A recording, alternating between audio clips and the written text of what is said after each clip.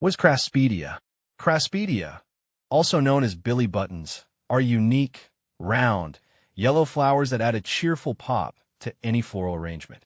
I learned about them when I was searching for distinctive blooms for my sister's wedding bouquet, and they became an instant favorite. They have a quirky charm that's hard to resist. Are Craspedia toxic to cats? As far as I know, Craspedia isn't toxic to cats, which is a relief because I have a mischievous feline companion who likes to investigate everything I bring into the house. Whenever I have Craspedia around, I make sure to keep them out of her reach just to be safe, but it's reassuring to know that they're not harmful to her. Is Craspedia poisonous to dogs? When it comes to dogs, Craspedia is also not poisonous, which is great news for pet owners like me who have both cats and dogs. I always try to keep an eye on my pup when she's sniffing around new plants, but knowing that Craspedia won't harm her gives me peace of mind. Can you dry Craspedia? Drying Craspedia is possible, and it's actually a fantastic way to preserve their unique beauty. I've dried Craspedia before to use in crafts and decorations, and they maintain their shape and color remarkably well. Simply hang them upside down in a well-ventilated area until they're completely dry, and they'll last for a long time. How to grow Craspedia? Growing Craspedia is relatively straightforward, although it does require some patience. I've found that they prefer well-draining soil and plenty of sunlight. Starting them from seed can take a bit of time, but once they establish themselves, they're fairly low-maintenance plants. Is Craspedia a perennial? Craspedia is indeed a perennial, which means they'll come back year after year with the right care.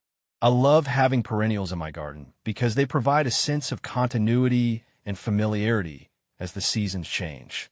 Does Craspedia need light to germinate? In my experience, Craspedia seeds do need light to germinate, so I always make sure to lightly press them into the soil rather than burying them too deeply.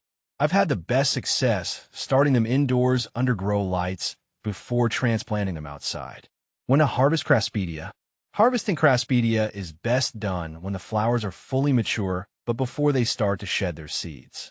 I usually wait until the blooms are bright yellow and firm to the touch before cutting them for arrangements or drying. Where to buy Craspedia? I've found that the best places to buy Craspedia are local nurseries or online specialty plant shops. Sometimes they can be a bit tricky to find, so it's worth calling around to see if any nearby stores carry them. Are Craspedia and Gumpernia related? To the best of my knowledge, Craspedia and Gomphrena are not related. While they might look similar at first glance, they belong to different plant families and have distinct characteristics. Can you grow Craspedia in pots? Growing Craspedia in pots is definitely doable, especially if you're short on garden space. Just make sure to use a well-draining potting mix and give them plenty of sunlight. I've had success growing them in containers on my patio. Do Craspedia need water? Like most plants, Craspedia do need water to thrive, but they're fairly drought-tolerant once established. I usually water them when the soil feels dry to the touch, but I try not to overwater to avoid root rot. Do deer eat Craspedia? In my experience, deer typically leave Craspedia alone.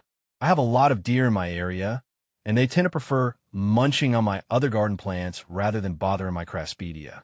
Does Craspedia self-seed? Craspedia can self-seed under the right conditions, but I've found that they're not overly aggressive spreaders. I've had a few volunteer seedlings pop up in my garden, but they're easy to control and remove if needed.